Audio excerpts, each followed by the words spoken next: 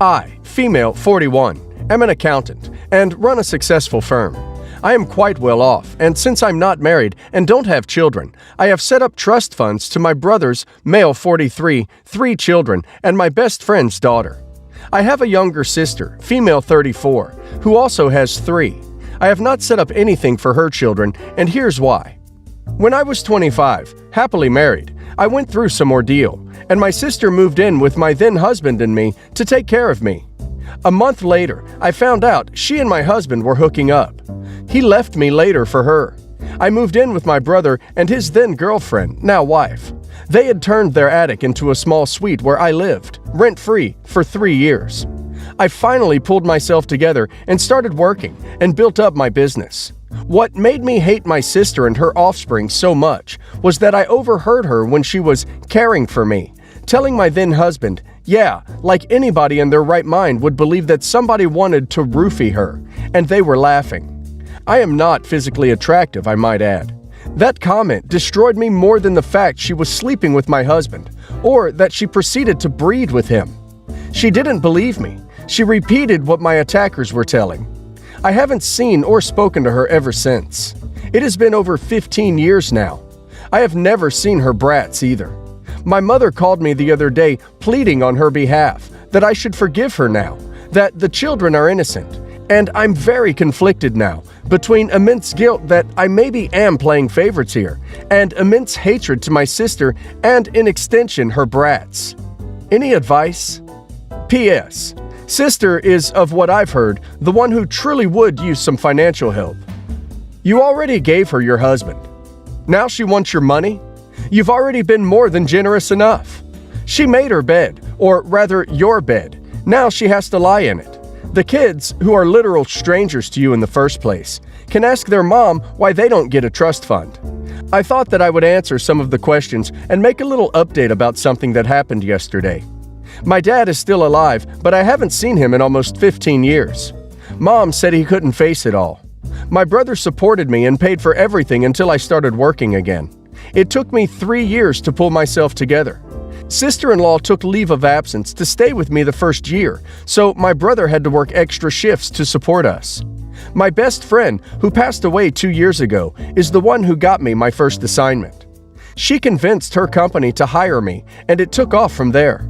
Her daughter is 15 now and lives with my brother since her grandparents are very old and her father is out of the picture.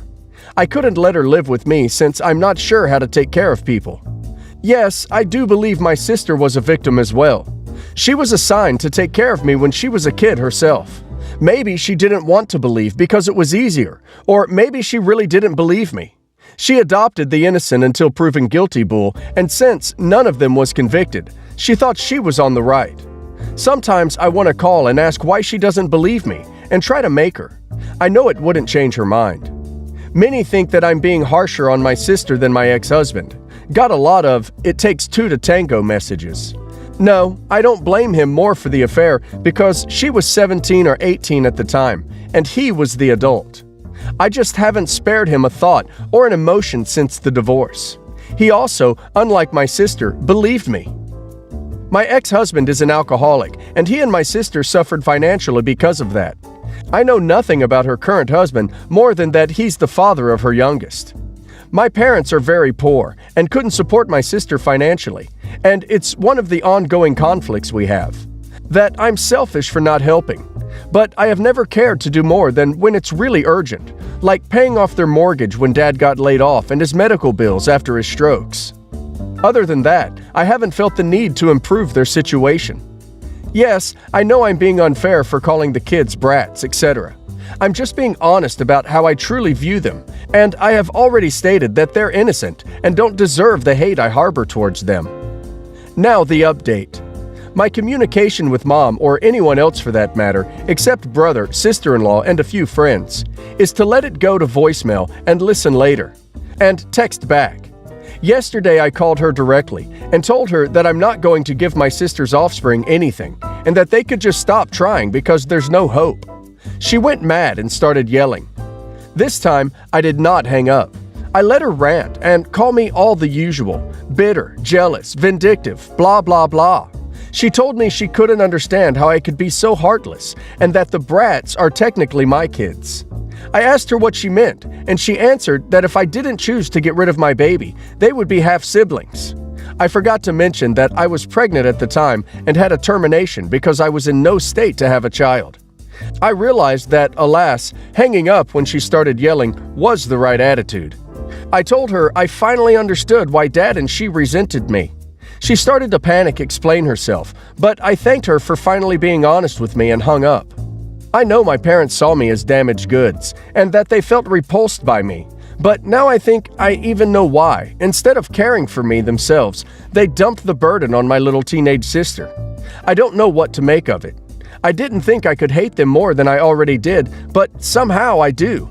I know they're deeply religious, but how can they hate me for something I had no power over? I, 46 male, am one of 4 kids. My older brother, P, 48 male, I think, who I no longer have any contact with. My younger brother, J, who is no longer with us. And my youngest sister, K, 44 female. Recently, P's children, 2 girls and 1 boy, all in their late teens and early 20s, reached out to me and expressed a desire to have a relationship. I have 0 contact with their father and swore that I would beat him black and blue if I ever saw him again. A little background. My oldest brother P was always the golden child. No matter what he did, my parents always had an excuse for why it was not his fault. Bad grade? Teacher had it out for him. Cheating on every single one of his relationships. Good thing you did it to her before she did it to you. That one was my personal favorite.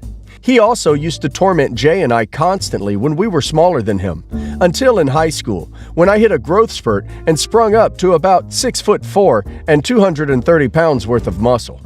After that, I became the typical jock type. Played football, partied, bunch of friends, etc. Well, my younger brother Jay didn't get as lucky and stayed pretty small and scrawny throughout high school and college, only getting up to about 5'8" and didn't have a super active social life. Despite the difference in our schooling experience, I was always very protective of Jay, especially since we were always having to put up with P's BS, which stopped once he realized I could pound him into the ground and not break a sweat, as he was also a lot smaller than me at only 5'10". Not much to say about Kay. She was a great younger sister, and P didn't dare mess with her or he would incur the wrath of our mother. So, in the late 90s, Jay met his first real girlfriend, A, and was over the moon about her. He spent every spare moment with her, and when he wasn't with her, he would do nothing but gush about her. I had never seen him so happy. Well, one day, he comes to us, all smiles, and announces that A is pregnant and they are expecting. The mood quickly turned, however, when a week later, it came out that A had been cheating on Jay for the duration of their relationship with our older brother, P. This broke my brother. And of course, P, being the golden crap that he is, didn't even get a disappointed glance from our parents. To this day, I have never seen someone look so broken as Jay had looked the last time I saw him. I believe his heartache was only compounded by the fact that my parents basically told him to get over it and be happy for our brother. Well, about a week after this revelation came to light, Jay took his own life. I had never been so sad and angry at the same time in my entire life. Sad that I would never see my brother again, and the pure rage of knowing that this was my brother and parents' fault. During the funeral, P walked in with A, and I saw red. Thankfully, I had other family there to stop me from doing anything stupid, but I told P that if I ever saw him again, I would K him. Shortly after that, I cut contact with 90% of my family, with the exception of Kay and a cousin I had always been close with, because everyone except them wanted to make excuses for my parents and P. Fast forward to present. I never had any kids, and truth be told, I never wanted any. I much prefer the role of the fun uncle. Kay met a great guy and had 2 daughters, who I absolutely adore. P had 2 more kids with A before cheating on her, shocker, and splitting, and I've never met any of them. My parents have tried to make contact a handful of times, but I always told them to kick rocks. So last week I'm chatting with Kay's daughters, 19 and 17, and they mentioned that their cousins have wanted to meet me for a long time and were hoping I would be willing to meet them as well. I don't believe they know anything that transpired between their dad and I, but I would be lying if I said I never had any desire to meet them. So, everyone, I'm hoping to crowdsource any ideas, suggestions on how I maintain a relationship with P's kids while also keeping him and A out of my life. Any suggestions are welcome. Edit 2. I've had multiple people ask me why K still talks with the people I cut contact with. Even though my sister was just as crushed about Jay's death as I was, and was angry for a long time, she and her then boyfriend, future husband, hit a financial rough patch after graduating college and were forced to move in with our parents. Due to unrelated drama at the time, they couldn't stay with me. So my sister stayed with them for several years, and over that time, their relationship improved. And even though I wasn't thrilled at the time, I understood. She still doesn't really have a relationship with P, but is cordial if they meet. I don't blame her, because our parents did a lot for her and daughters love their cousins. So I didn't want her in that kind of position of choosing. I think this situation needs to be handled with care. I don't think there's any harm in meeting them, but you do need to be clear with them that you have no intention of seeing or interacting with their father. From your earlier comment, it sounds like the kids are all adults. But since they're still living with their father, it might be best to hold off on the specifics of why you won't talk with their dad until they're a bit more independent. Your brother definitely sounds like the type that would blame you for turning his kids against him, and knowing the truth could make their lives more difficult while they're still under his roof. I'm a biracial woman, born to a white father and an Indian mother. My grandparents never approved of my father, and as a result, always had a cold relationship with him. Growing up, I was a happy kid with two loving parents. My father divorced my mother when she became pregnant with their second child. I was 8 years old. My father remarried weeks later. Till I was 11, I had visitation with my father on alternating weeks. When my brother was 3 years old, he passed away from complications arising from a congenital heart defect, which went undetected. Right around the same time, my stepmother became pregnant.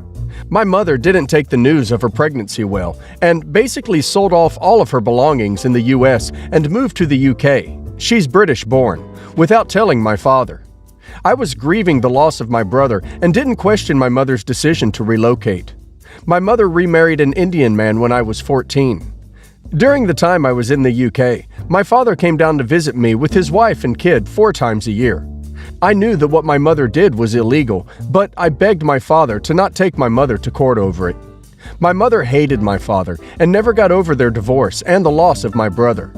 I'm 25 now, currently residing in the US, all set to get married to my boyfriend of 3 years. Recently, I got a Facebook message from my father thanking me for giving our relationship a second chance. He thanked me for inviting him and his family to my wedding and told me that he couldn't wait to see his little girl walk down the aisle. They already got the flight tickets. He also sent me some pictures over email. They were pictures of my half-sister wearing an Indian outfit they bought for my wedding. My dad bought himself an Indian wear and sent me pictures of him wearing it. I didn't know how to respond and immediately called up my cousin, who was the one sending out the invites as per the list I gave her. She told me that she assumed there was a mistake in the list, and that's why she went ahead and sent out the invite herself. We had a big fallout over it. I never wanted to invite him or his family, knowing how uncomfortable my mother would get. I then sent a long Facebook message explaining that him getting the invite was a mistake, and I actually didn't want him at the wedding.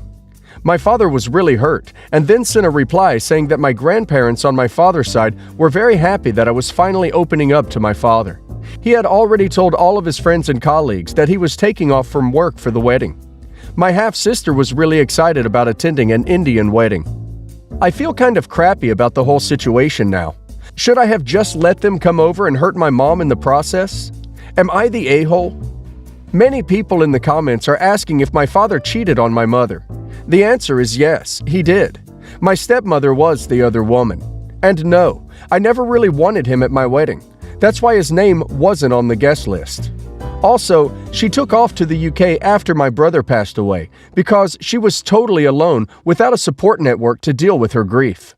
No family to fall back on. My father's family tossed my mom aside once he remarried. She couldn't take it after she got to know that my stepmother was pregnant. My father would never let her move to the UK. That's why she kidnapped me and left. And yes, we were both happier in the UK. I don't fault my mom for leaving and empathize more with her pain over the loss of my brother because my father never wanted my brother. He wanted my mother to terminate him. At the end, he got what he wanted. My brother didn't make it past the age of 3. I think you've been judged really harshly on here. Your father cheated on and abandoned your mother whilst she was pregnant. This was after she had cut off her family, most people's main support network, because they didn't accept him. And then, out of the blue, your brother dies 3 years later. And I'm assuming that she was either in the room when your brother died or was the one who discovered he had passed away, which is obviously going to be extremely painful and distressing. And your stepmother gets pregnant right around the same time. Of course your mother was going to be upset and bitter about the situation. She lost her husband and her son, and her now ex was having a baby right after hers had passed away with the woman she lost him to. I can totally understand why, having lost so much, she wanted to return home to her family, to her support network, to have them help her through the rough time. And your father probably would have refused to let you move, thus trapping your mother in a place full of bad memories, without a nearby large support network. I get why she didn't tell him. I'm not saying it was the right thing to do, but I get it.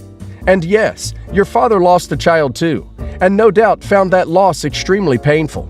But he at least had someone to support him, stepmother, and something to look forward to, the birth of his new child, which could have given him the strength to keep going forward during that painful time.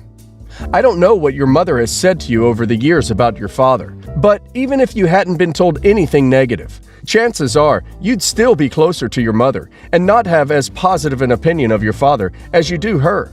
And this is because he had an affair, broke up your family, and no doubt caused brother, you, and your mother upset, misery, confusion, and pain. Cheating is an a-hole move, particularly when your wife is pregnant. So dad is definitely an a-hole for that. And you're not an a-hole for not wanting him there. You say it's because it would upset your mother. But I do wonder if, subconsciously, him leaving affected you more than you thought, and it's coloring your actions now. Again, it's your decision, and I wouldn't blame you for not wanting him there. Ultimately, I'm going to go not the a-hole, with cousin being a slight a-hole.